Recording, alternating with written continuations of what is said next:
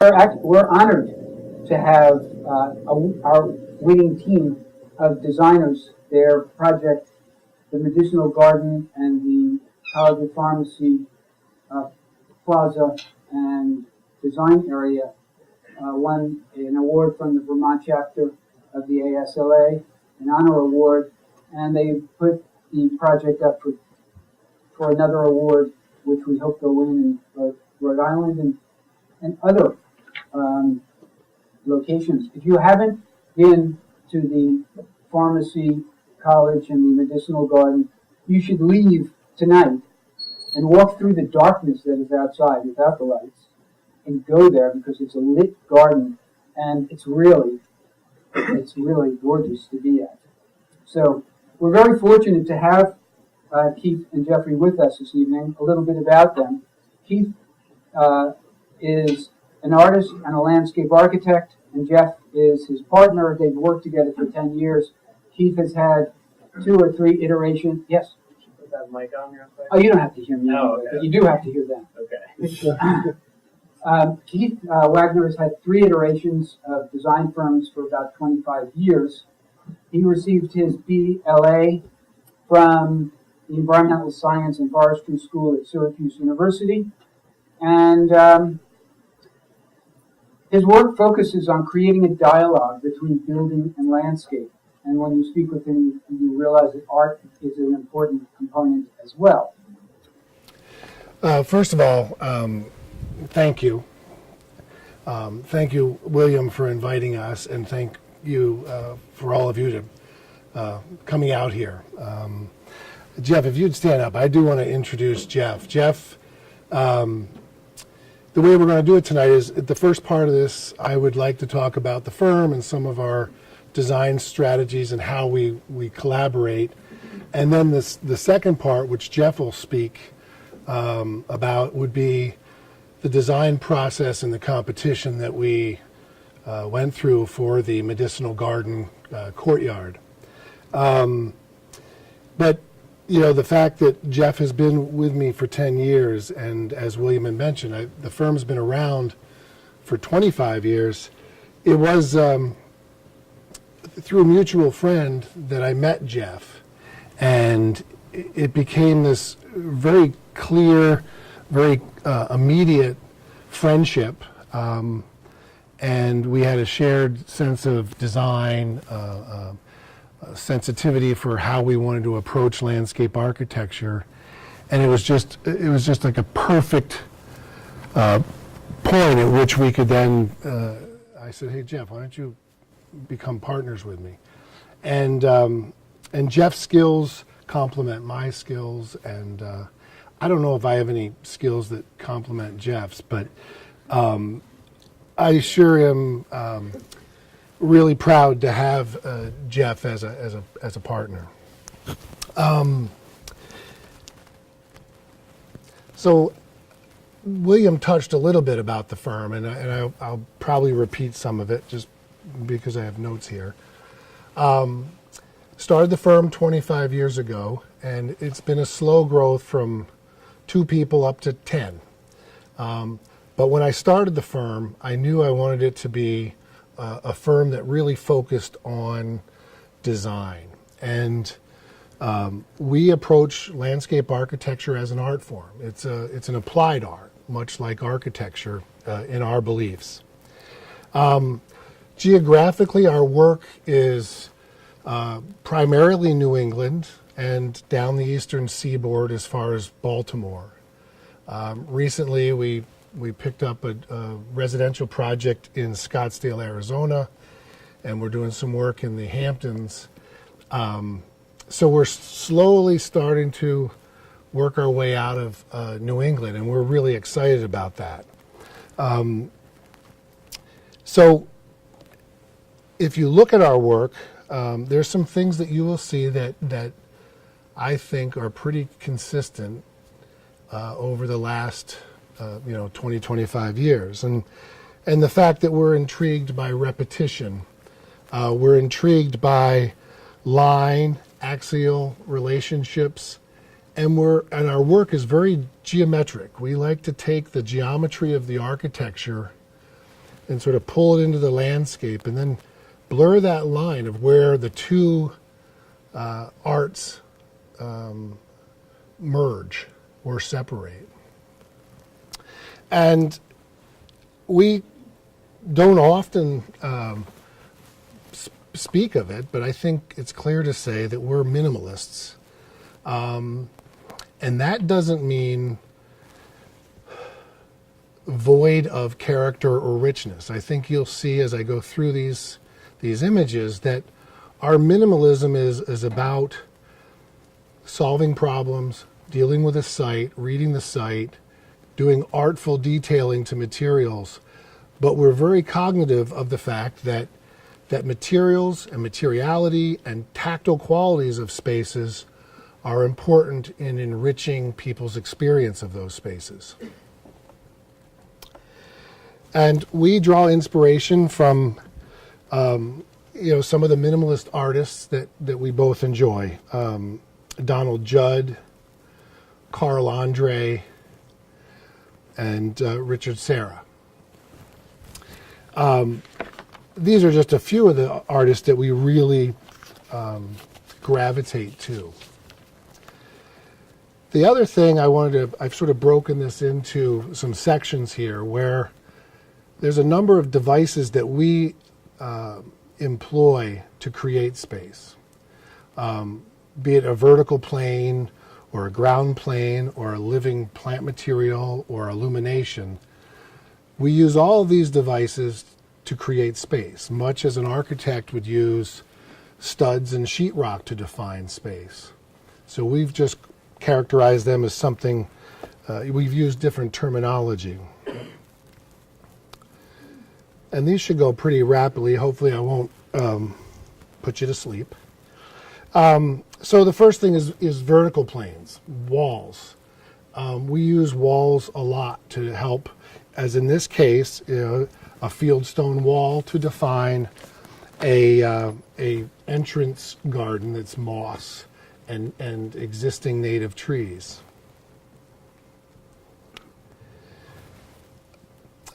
This is a concrete wall on a college campus, and one of the things we often do is we use the concrete, or the walls, I should say, as a way of integrating seating opportunities. I think you'll look at most of our work, and we don't go to catalogs and buy a bench from here or a bench from there. We try to make that all integrated and try to leave the landscape as uncluttered as possible. For this urban park, we used a large wall that sweeps down the length of the park, really as a mediator or a baffle to the traffic that you see. This is an odd angle, but it's going downhill. The traffic at the top of the slide is going downhill. So you have a lot of trucks and air brakes. So we were really using the wall as creating a refuge for people away from the traffic noise. For a corporate client, we've used native stone. This is a South Bay quartzite in sort of a way of creating a sitting area. And by coincidence, not coincidence, but by plan, these walls in a concentric circle are really a sculptural abstraction of what this corporation and their computer technology is doing. So it's a sculptural abstraction of that.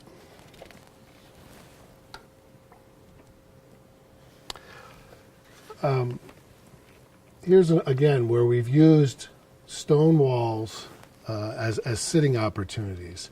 This is at Bicentennial Hall at Middlebury College. You see we've picked up the cadence of the architectural columns. We've drawn them into the landscape. And this was the first south and west facing outdoor space for people on the Middlebury campus. And this was built in the early 2000s.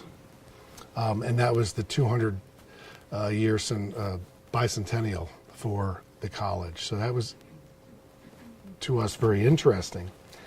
And the design, the roots of this design are based on the roots of academia. So in 4th century Greece, when they planted a grove of olive trees in honor of Academus, it gave them a place to sit in refuge from the sun and discuss worldly matters. This is the Vermont interpretation of that, with stone walls and a grove of birch trees. For this project, it's a residential project, we used stone wall as a weir, where we created a water feature that would then drop down a series of waterfalls, and we've used a field stone wall for this grade change.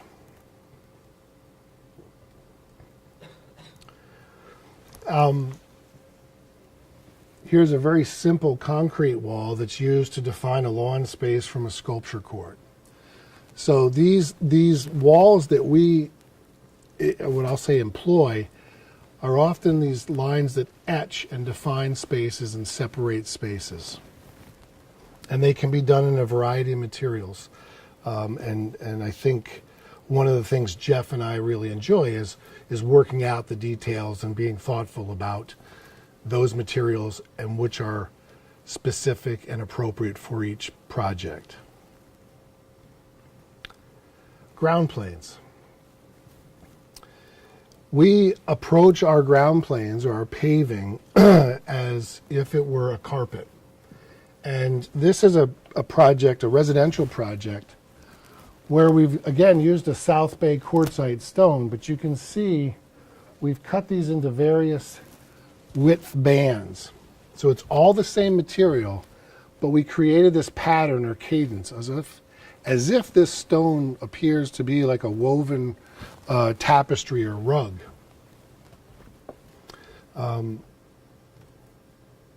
Oftentimes in ecologically sensitive areas like this wetland along the lake, our ground plane became an elevated boardwalk where we hover just above the ground, just out of the high water mark in the spring floods. And it becomes this sculptural serpentine invitation to walk to the lake. One of our favorite materials is Pennsylvania bluestone. This happens to be an example of a large module, full color range, natural clef bluestone. And it's a material that we use often because of its durability, its warmth and color, and the ease of which it can be worked. Oftentimes we use native slabs, large slabs of stone. You know, things that are 5 feet long by 2 feet wide or larger. And in this case, we've used them to denote where guests would park in sort of a larger auto court. So it's a subtle way of putting out a mat and saying, here's where you please park here.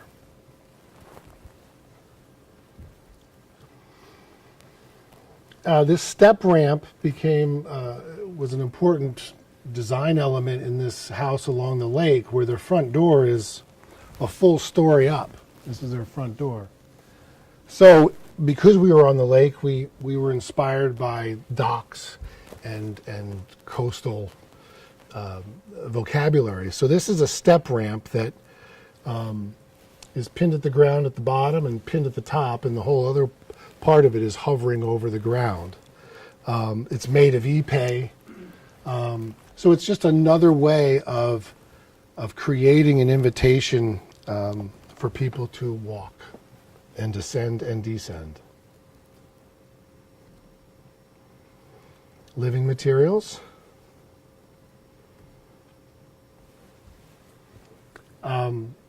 This, sometimes we use plant material as purely a sculptural element. This is moss in an entry garden for a residence. It's laid out in a radial pattern to follow the radius of the architectural facade. The curved fieldstone wall, freestanding, follows the curve, but the plant material then is laid out in that same geometry and it's only bisected by a series of bands that line up with some strategic architectural elements, windows, and so plant material can be a sculptural element in itself. This is a large, the glass expanse you see here is a large gallery space. And you can see that we tend to plant in our perennials and ornamentals in large drifts, sort of sweeping drifts, calming. We don't do one of each plant. And the large honey locust tree there, 9-inch caliper, was installed for this project. And it's worth noting, we tend to use a lot of large trees, and we don't like to wait. So 9-inch caliper trees are often spec'd on our projects.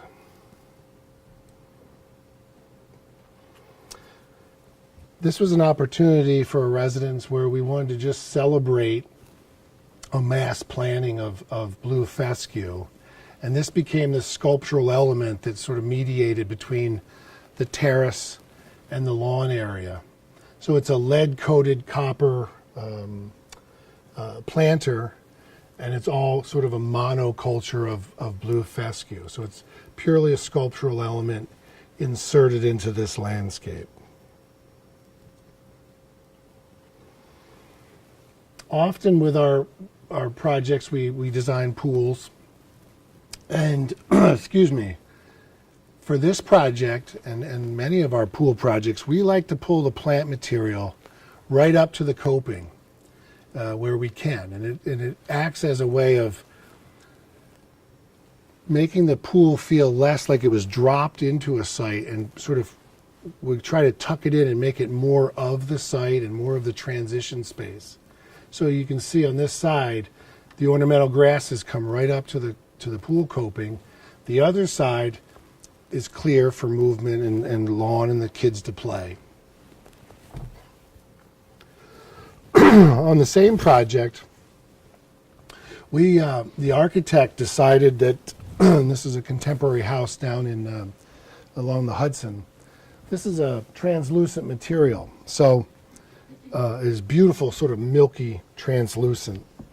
So Jeff and I decided that we wanted to do two things. One, plant trees along there to help with heat gain, help reduce heat gain.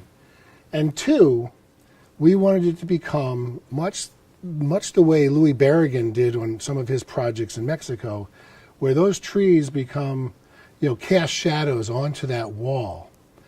Now, imagine being inside that wall. Those are the same shadows you'd see. So it became this experience where we were thinking about what it's like to walk down the hallway on the interior, as well as what the visual expression is on the outside.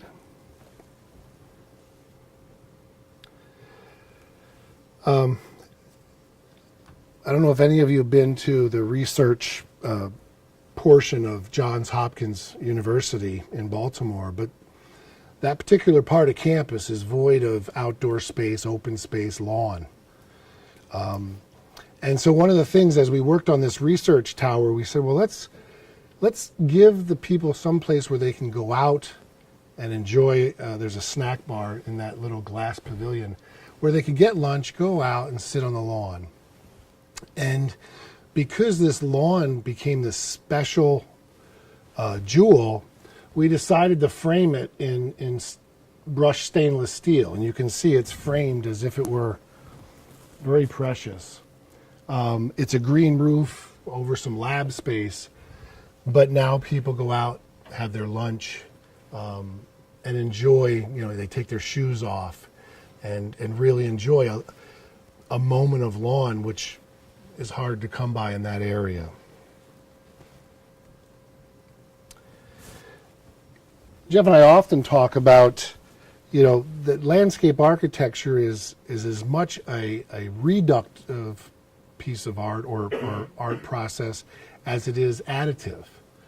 So on many of our projects, our role or one of our primary roles, is to go in and edit out existing trees to enhance views. Maybe in this case it's from a pool house, guest house, and pool to the mountains beyond, where you're selectively editing, much like an editor would edit words.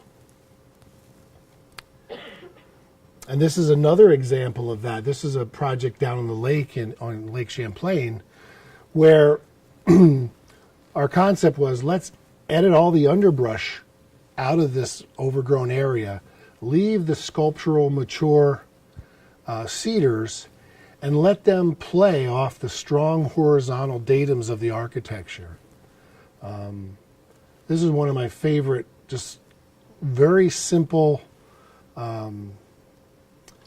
edits that I think became a very powerful approach to the house. We do a lot of green roofs. This particular one is at UVM. It's the new Dudley Davis Center. I think somebody mentioned it, they had seen it. It's an intensive green roof, so we have plenty of soil for these large ornamental grasses. And they've thrived over the last 6, 7 years, 8 years. And we've done extensive green roofs. This one is an example of Salem State University in Salem, Mass., where this photograph was taken from one of the dorm rooms. So looking down over these trays of sedum, and you can see what we did on the ground plane on terra firma. It was about the textures and the geometries. Well, we extended that same geometry up onto the green roof. I wish my view from my dorm room when I was in college was this nice. I mentioned lighting, illumination. It's a very powerful tool. Illumination for us, and in this example, where we uplit an existing large tree behind the concrete baffle wall, it creates a depth to the landscape. So you take a space like this, and at night you just want to start to open it up and give it a little bit of breathing room. And that's what the illumination, if used right or correctly, can do. I showed you this project before, where on the other side of this wall would be that moss garden.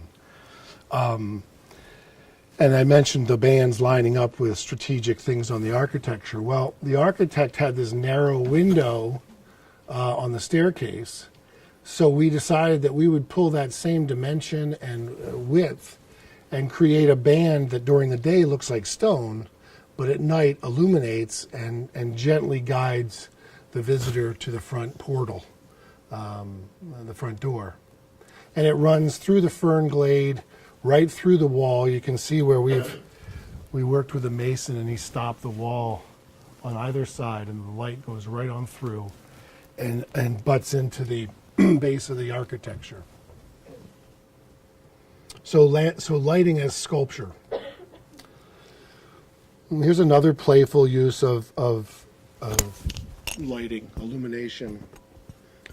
A project where we wanted to raise grade in places but not damage some of the existing mature trees.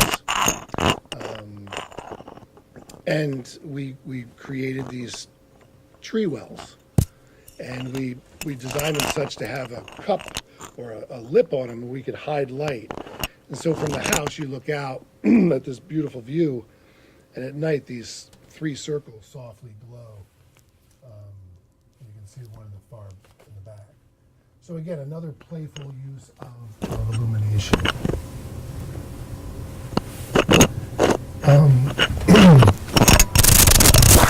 Here we designed a bluestone slab bridge to the front door of a residence, and it bridges over a water feature where we're collecting the rainwater. So we put lighting below it so that it really accentuates that feeling of being over or hovering over the water. So what you're seeing is the reflection in the water of the light in this piece. And I had mentioned earlier to someone about Top Notch, the resort in Stowe, Vermont. This is where we worked on a sort of a campus-wide illumination plan, lighting plan. And again, for some of the mature trees in the distance, we uplit them, some of the newer birch trees, but really create a cohesive lighting scenario where it reinforces that sense of ambiance at a resort. It helps with safety issues, obviously people circulating, but it can be done in such a way that it gracefully moves you through the site, through this subtle lighting. We're calling this section unique features. So hold on. I mentioned the water feature. Here we had a lot of fun. We designed retaining walls out of Core 10 steel and runnels out of Core 10. So we collected the water off the roof and we bring it around in a series of waterfalls.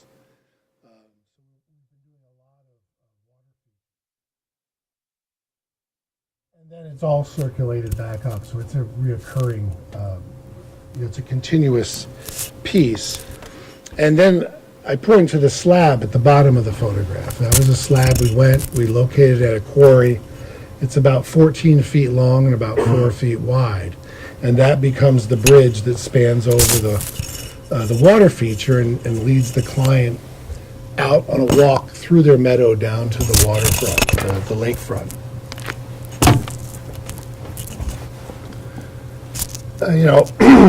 For the Eco Center in Burlington, it's a museum of sorts for children. One of the things we did was we created a mist garden for the children, and the kids, you have to drag them off this to get them in the building. But it's just a fun way, another sort of moment of water and getting the kids excited to start thinking about water in its different forms. It only runs in the summer, and we designed it such that there's these large slabs of slate, and it mists out from in between them. So it was replicating the shoreline along the Burlington waterfront.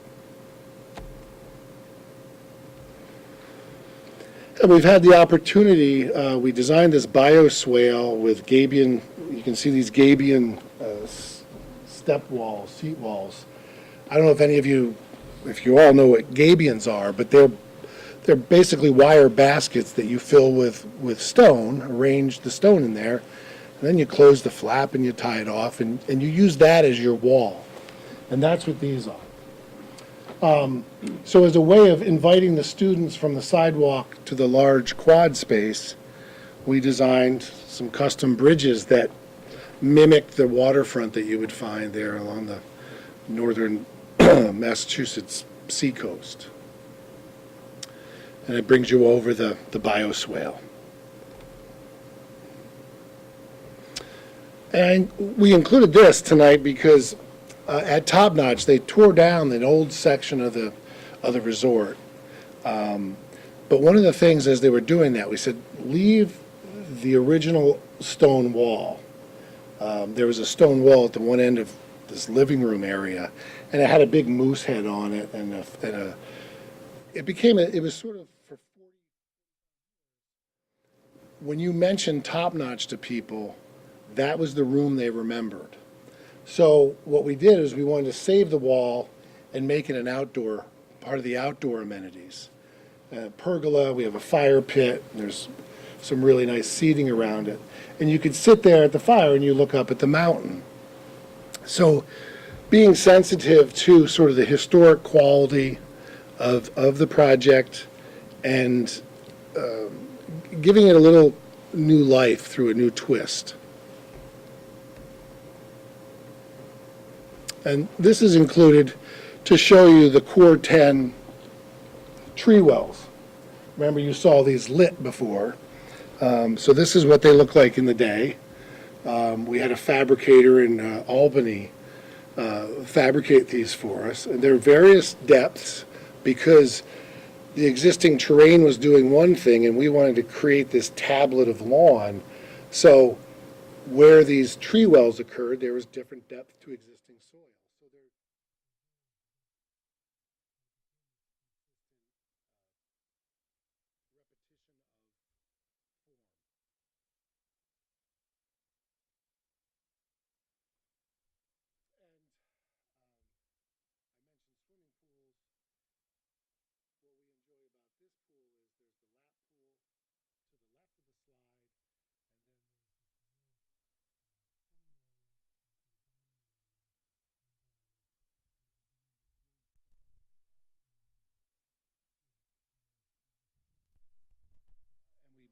we purposely put the sitting area right between it. So from the house, visually, it looks like one long pool, but it happens to be a shallow splash pool interrupted by deck and then the pool. And you can see the magnificent view over the Hudson River Valley that they get to enjoy. I sort of feel like I was talking really fast, but so now Jeff is going to speak about the medicinal and wellness garden. And before he comes up, I would like to thank, the university and RISCA, Rhode Island State Council on the Arts. I don't know if Elizabeth Keithline made it here tonight, but all of these players were really important in making that courtyard and that garden a reality. So we wanted to thank all of those players. Thank you.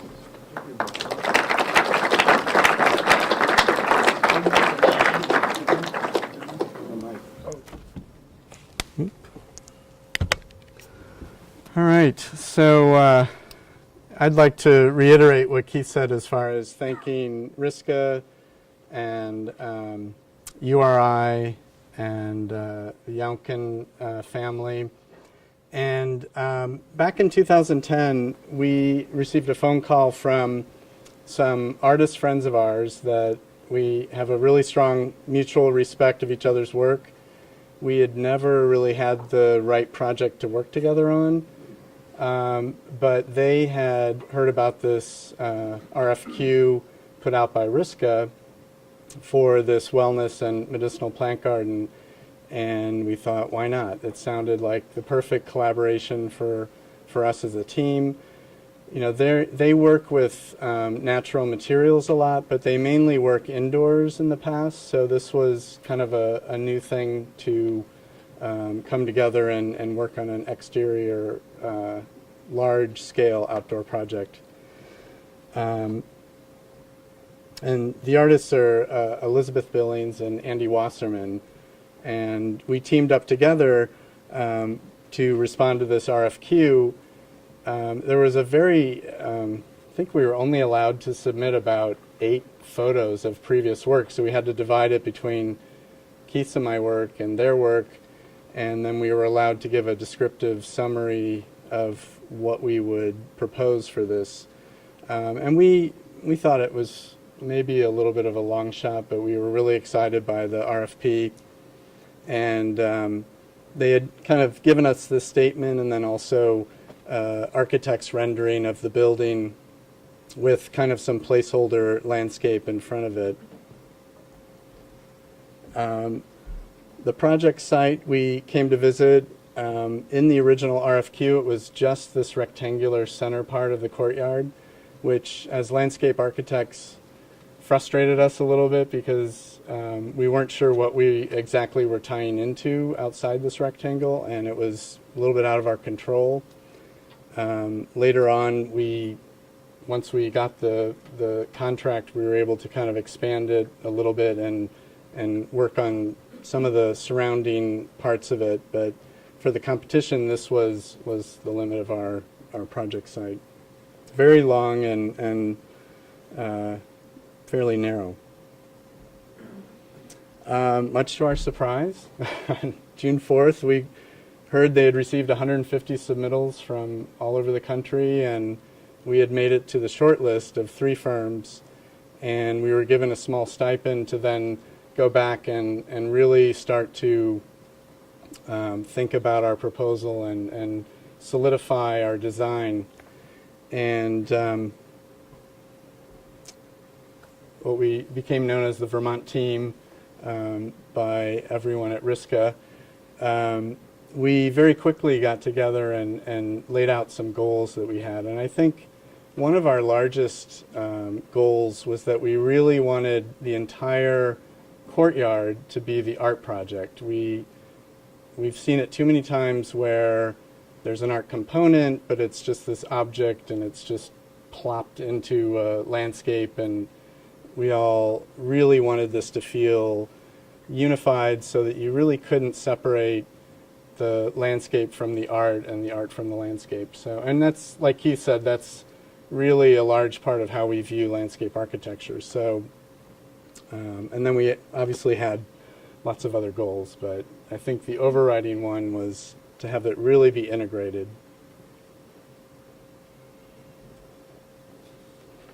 We also, we were asked to find inspiration in pharmacy and pharmacognosy, but we also, equally important to us, is the sense of place. And we wanted the project to say something about Rhode Island and the character of Rhode Island, the vernacular that we came to know of Rhode Island.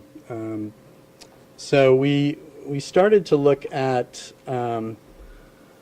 pharmacy and pharmacognosy and all these different things, and we started to see that there were these really, from a design and aesthetic standpoint, there were some real overlaps and parallels. We were starting to see, okay, there were these, we toured the pharmacy labs and got to see their instruments, what they worked with, and we really liked the fact that there were these repetitions of measuring devices, cylinders, things with gradated markings. They're also, when they store some of the plant products, we were seeing these shelves of little canisters of things organized. And then, in order for a plant to be used for a medicinal purpose, you need a lot of it. So there's agriculture, and there's rows and rows of crops. So, and then just simple things like the boardwalk at the beach. These things started to shape how we viewed the organization of the courtyard, and we got excited about using some of these ideas and design tools to kind of lay out the project. And of course, the seashore. We're huge fans of the seashore, and we like the kind of feeling you get when you're on the edge of something. You're at the coast, and there's dune grasses behind you, and there's water. This expansive horizon in front of you, and we wanted to kind of use that also and have that be represented in the courtyard.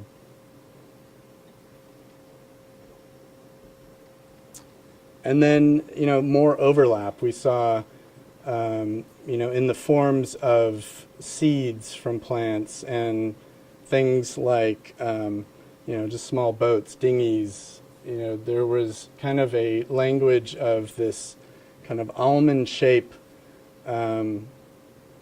object that we really liked, and just the coastal industry, lobster traps, the transparency of these materials that you can see through voids, and you see pattern and repetition, and then just simple dune fence, the shadows that it cast, and we really liked kind of what that conjured up in the collective memory.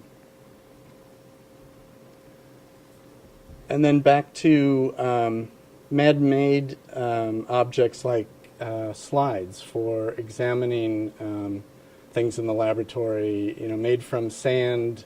So there's this kind of processing natural materials into things that are used, that are man-made.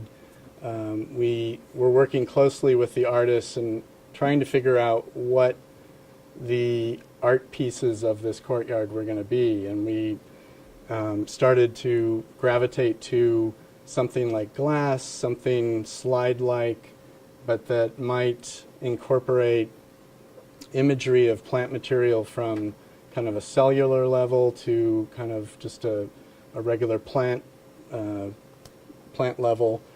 And then, the opposite of the natural to the man-made is the man-made turning natural, the sea glass and the process of the ocean kind of tumbling it and softening it and almost returning something man-made to kind of a natural environment. So we had a lot of inspiration. So after a while, we had to kind of, narrow it down and think about how these different things were going to really shape what we did in the courtyard. And, working with the artists, we had to come to some agreements where they were kind of following our logic, we were following their logic. And separately, the artists were discovering these materia medica publications that over the centuries had documented the use of plant material for healing purposes, and they were getting a lot of really interesting imagery of plants and plant biology. So it was, there was a lot to kind of consider and to go through. And then we started using some of these things, and this is, I think, one of our first sketches, which remarkably has some recognition and resemblance of what actually got built, which usually doesn't happen. I mean, sometimes we go through, lots and lots of trace paper, and this time it just taking in the space and the new architecture and the things that inspired us, we kept going back to this kind of diagram, and we started to kind of refine it and do small variations. We were able to manipulate some of the existing planned retaining walls in the courtyard so that they interacted with our project space. And then just going back and forth with the artists, starting to look at what is the sculptural piece and how does it move through this space? Is it one continuous piece like we ended up deciding on, or is it a few different things that move through the space in kind of a painterly kind of leaf blown in the wind kind of character? So we studied it in kind of bird's eye and in perspective. What does it look like from the ground plane? There's, about 7 feet of grade change from the road down to the building. How do we deal with that and make it contribute, instead of being a challenge, how do we make it contribute to the success of this space?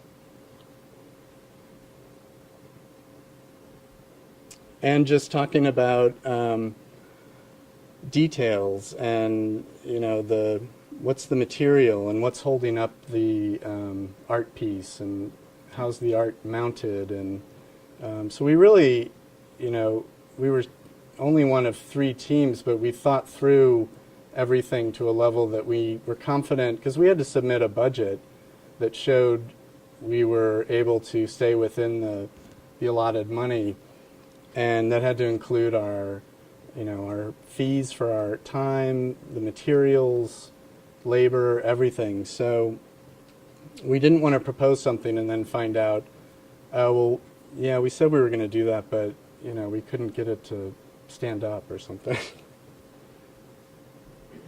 And then we had to kind of test the grading, because there was this 7 feet of grade change that we needed to figure out, how is it going to work? We couldn't afford in our budget to have a lot of expensive drainage facilities, so we had to work with where we could tie into existing drainage. So we kind of gave the site this cross slope that headed all the water towards, where we could collect it. We did end up collecting it along the arc wall and then guiding it down to an existing catch basin. And this is, leading up to kind of our final boards that we had to present at the State House. And we had a committee that we were presenting to, and we had to get them to understand our concept. So we did some more elaborate plans. We even did one at night that showed kind of our illumination concept. In the end, these linear repeated, they were 12 feet long by 4 inches wide, but they were flush in the grade, and they were, when you were up in the building, we wanted that gradation to really pop at night and to see that influence. But they ended up being, I think, around $80,000 when we priced it, and they had to go. So we had to look at other ways of lighting the courtyard.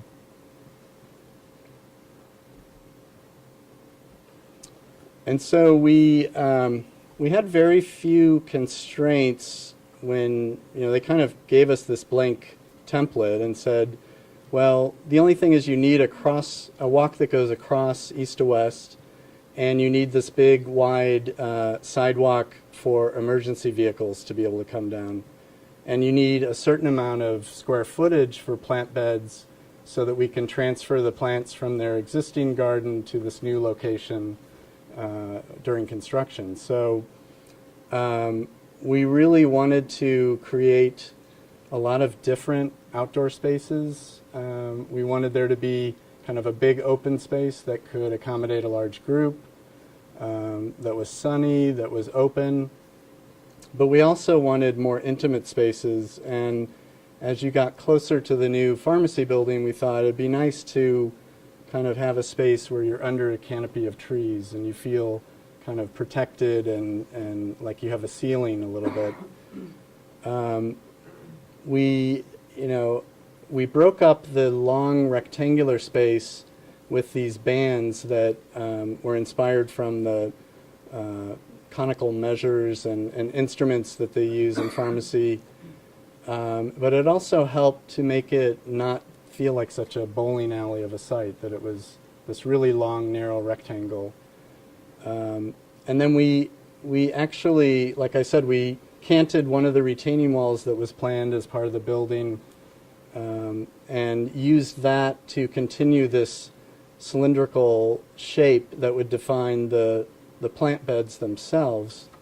And they work well on the east side of the courtyard because there's a 4-foot-high retaining wall that actually creates kind of a small microclimate for the plants. The sun warms the wall up, and we felt it would be beneficial to the plants to have this kind of a little bit of a warmer microclimate. And then the paths that go into the plant beds for maintenance and for educational classes extend across the courtyard and actually step just slightly as they reach the arc wall. We also really, in the end, decided on this one singular arc instead of a bunch of different art pieces, because we felt like it provided a nice contrast to the other side of the park, the courtyard, and it to us kind of represented the edge condition of the coastal sea line. And we actually built in some abstracted coastline, some stone, and some dune grasses over on that side as well.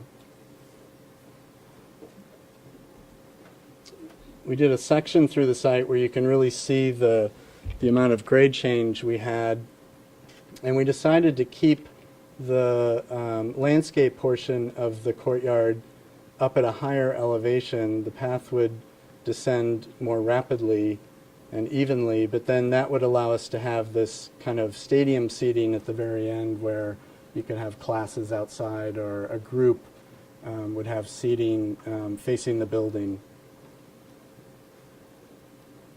And this starts to show some of the early concepts of what became known as the Materia Medica frieze, where we've got these kind of glass panels. At the time, we were still exploring other materials. We thought about using this translucent resin material so that we could get some of the color variation of sea glass.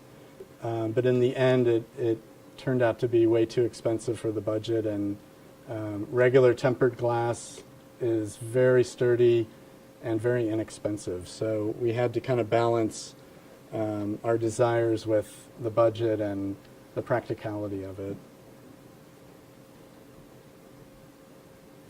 And we developed some perspective renderings that really amazingly look a lot like the finished finished product.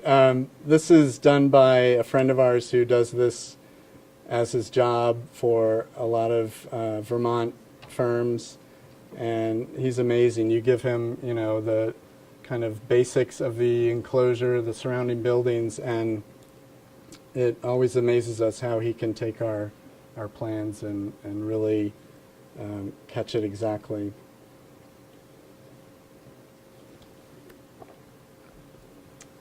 And then kind of a night scene, from the new pharmacy building, kind of looking back.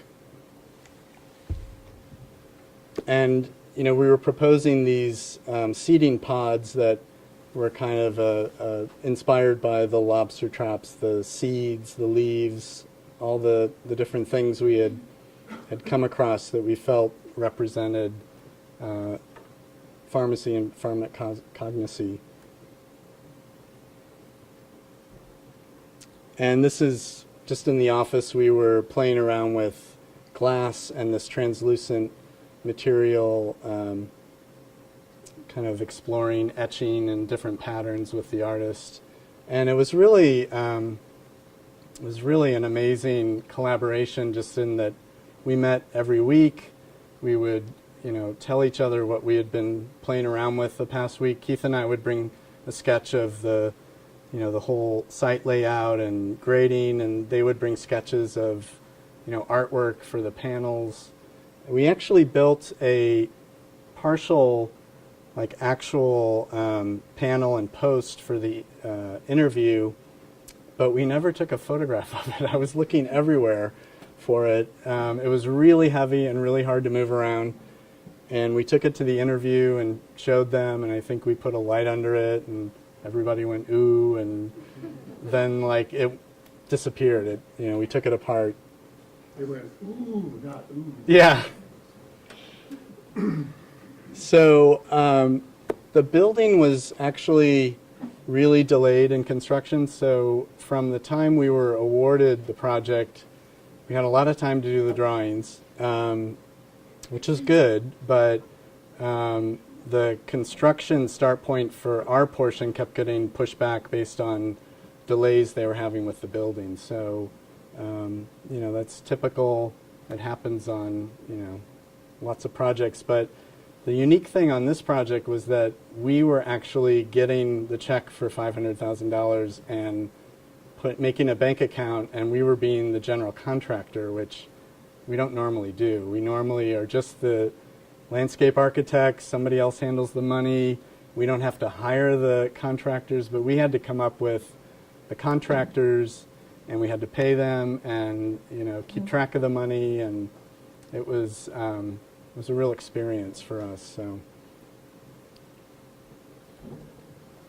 So this is the day we got access to the site. It was still a parking lot. They were still using it for staging.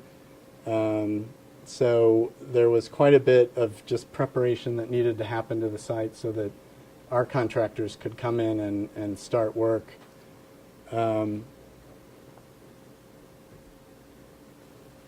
shortly after they started work, there were utilities that had to be removed, old abandoned utilities, some that we had no idea that were there, that were a big surprise, and we had to figure out what we were going to shift in the budget to get rid of this 10-foot square structure that emerged.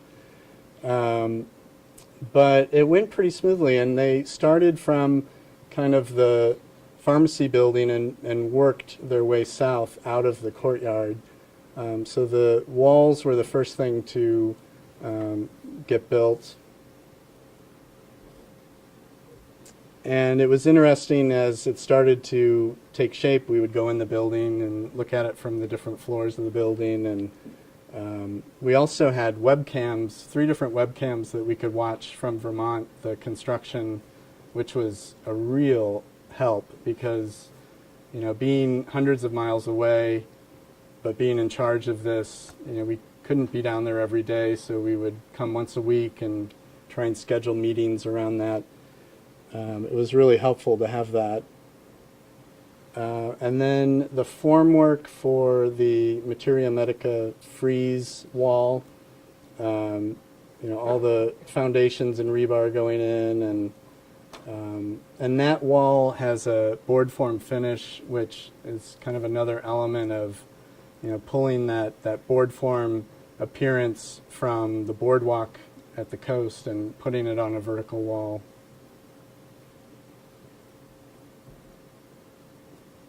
And the river birch getting planted and fine grading happening. It all happened pretty fast. We were really happy. The weather cooperated largely. And here's our man. This is Manny. Without him, this project couldn't have happened. He was our foreman every day on the site, and we had a long relationship with Manny and his firm, Atlantic View. You know, they would run into something on the site, they'd call us, we'd figure out what to do with it, we'd talk to URI, make sure it was not a telecommunications cable that was going to, you know, make the whole campus dark or something if they took it out. But he really, having somebody that we trusted and knew the level of quality we were expecting, made our job so much easier. And you know, I'm working with him on a project right now in New Hampshire, and he's just great to have on your side. He's makes things happen and makes them happen the right way. And some of the stonework, the walkways and access points into the beds. Atlantic View knew, you know, the level of soil amendment that we like to recommend, and they do a great job of tree planting, and, you know, we just didn't have to worry about anything. And Elizabeth and Andy came on site and delivered the panels and started working with Manny's crew to get them in the right order. You know, there's 50 of these 2-foot by 4-foot glass panels, and the artists had them, you know, arranged in a very specific cadence, and moving from south to north, they start to overlap a little bit more each time. So we had to come up with a way that the wall was poured with electricity down the center of the wall in the formwork, so that when they drilled a post, they knew they were going to hit a conduit where they could pull wiring for the illumination of the panels. So it left a little bit of flexibility, but they had to be kind of spot on when they core drilled for the posts.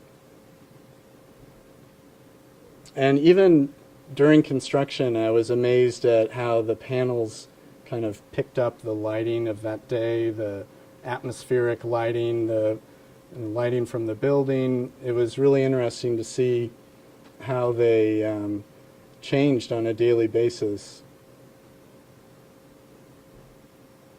And then the seating pods we had fabricated out of steel and sapel, this tropical hardwood that we knew we could bend into this shape that would weather and kind of have a nice patina, but it would not deteriorate. It would last a really long time. So we had these fabricated and then delivered to the site, and then we got to kind of fine-tune the placement of those. And then the dedication of the garden was a very happy day. We were relieved that it all came together.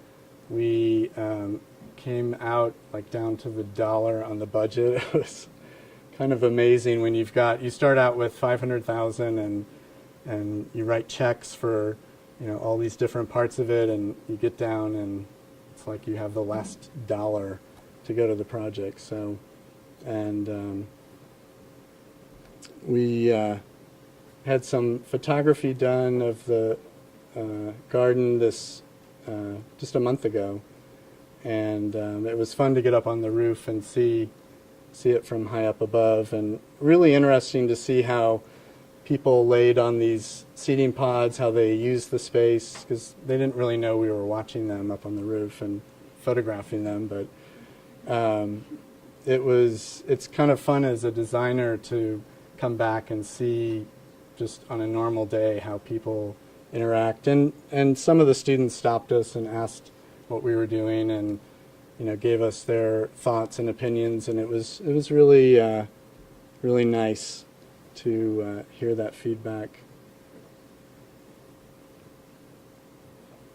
And I think the seating pods, we wanted them to kind of also suggest movement through the space, that they weren't, because the rest of the garden is fairly static, and then you get these seating pods that are scattered and have different directions, and it's almost like boats or movement. You expect them to kind of start sliding across the ground plane. And I think just getting to spend 24 hours with the photographer on site and seeing how the light looks at different times of the day, the glass panels take on different colors during the day, and the reflection from the buildings, the sun reflecting off some of the buildings, and the sun raking across the board form concrete. It was a beautiful 2 days we were here, and perfect for getting photographs.